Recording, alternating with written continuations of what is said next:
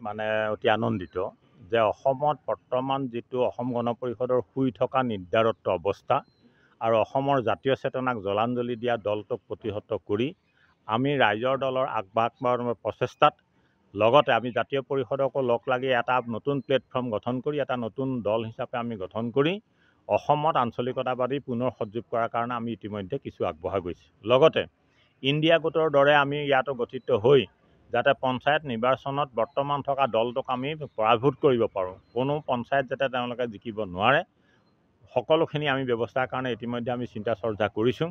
আৰু আমি আহ্বান জনাইছোঁ যে অসমৰ স্বাৰ্থৰ খাতিৰত আঞ্চলিকতাবাদীৰ প্ৰকৃত চিন্তা যিসকলে জাতি মাটিৰ বন্ধকত দি নিজৰ ক্ষমতা আৰু মন্ত্ৰিত্বৰ কাৰণে কাম নকৰা, তেনেকুৱা নিচিনা সকলোবিলাক দল একলগ হৈ এটা নতুন প্লেটফৰ্ম গঠন কৰক আৰু সকলোৱে ইণ্ডিয়া গোটৰ যোগেদি একমত হৈ পেলাই এই চৰকাৰটোক প্ৰতিহত কৰক। এতিয়া তেখেতসকলে দেখা গৈছে যে ভাৰতবৰ্ষত যিটো চৰকাৰ গঠন কৰিবলৈ গৈ আছে তথাকথিত চৰকাৰ নিচিনা হৈছে। ইয়াতে তেলেগু দেশম পাৰ্টি বা JDU নিচিনা এটা পাৰ্টিৰ ঢোকা লৈ পেলাই বিজেপিয়ে চৰকাৰ গঠন কৰিছে আৰু অসমত অসম গণ পৰিষদৰ ঢোকা লৈ বিজেপিয়ে চৰকাৰ চলাই আছে। ইয়াতে UPPLক জড়িত কৰি লৈছে। কিন্তু এই চৰকাৰবোৰ বৰ্তমান সদৰুপ অৱস্থাত গৈছে। তেওঁলোকৰ প্ৰায় 4 পৰা ধৰি 10% পৰ্যন্ত ভোটৰ সংখ্যা কমি আহিছে আৰু জনসাধাৰণে তেখেতসকলৰ মিথ্যা প্ৰতিষ্ঠা জাতি মাটি ভেটি বিদেশী খেদাৰ প্ৰতিশ্ৰুতি সকলো জলাঞ্জলি দি আমাৰ বিৰুদ্ধে যে কাম কৰিছে এইখিনিত ৰাইজ সতৰ্কিত হৈছে। মূল্য বৃদ্ধি হওক, নিবনুৱা সমস্যা হওক, ইয়াত জাতীয় যিবিলাক ৰাষ্ট্ৰীয় ঘাইপথৰ সমস্যা হওক, গাঁৱৰ খেতি বাতি অঞ্চলৰ এতিয়া চাওক আজি আহাৰ পালেহি এতিয়ালৈকে বৰষুণৰ কাৰণে বহুত মানুহে কঠীয়া পাৰিব পৰা নাই।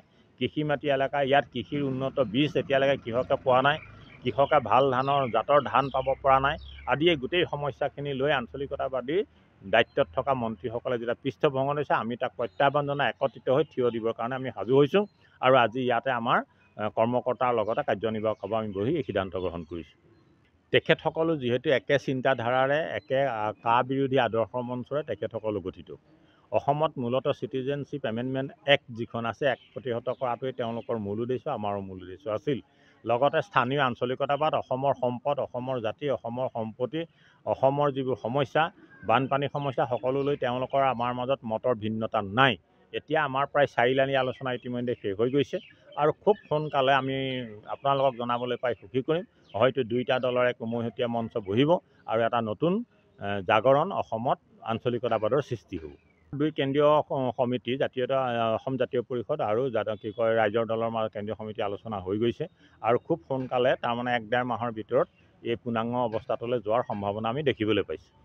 এটা কথা, বিচনাত পৰি থকা বেমাৰীজনক যেতিয়া স্লাইন দি থকা যায় সেই বেমাৰীটো তেতিয়া তজবজি আহে আৰু সেই স্লাইনৰ জোৰত শক্তিশালী হৈ আছোঁ বুলি ক'ব খোজে যে মই এতিয়া সুস্থ, মই ভাল মানুহ এজন। কিন্তু তাক যেতিয়া স্লাইন খুলি দিয়া যায় তেতিয়া গম পোৱা যায় যে সি হয়তো খোজ কাঢ়িবলৈও সমৰ্থ নহয়। অসম গণ পৰিষদৰ অৱস্থা এতিয়া সেইটো। তেওঁবিলাকে যেতিয়া বিজেপিৰ স্লাইনটো খুলি দিব সেইদিনাখন অসম গণ পৰিষদে গম পাব তেওঁলোকৰ তলত কৰ্মী কিমান আছে। আজি মই প্ৰত্যাহ্বান জনাইছোঁ বোকাখাতত অসম গণ পৰিষদৰ সভাপতিজনে বিজেপিৰ স্লাইন টেবলেট শক্তি প্ৰয়োগ নকৰাকৈ এবাৰ জিকি দেখুৱাওক। অকল অসম গণ পৰিষদৰ একক প্ৰাৰ্থী হিচাপে দেখুৱাওক, তেতিয়াই আমি শক্তি কিমান আপুনি প্ৰমাণ পাই যাব।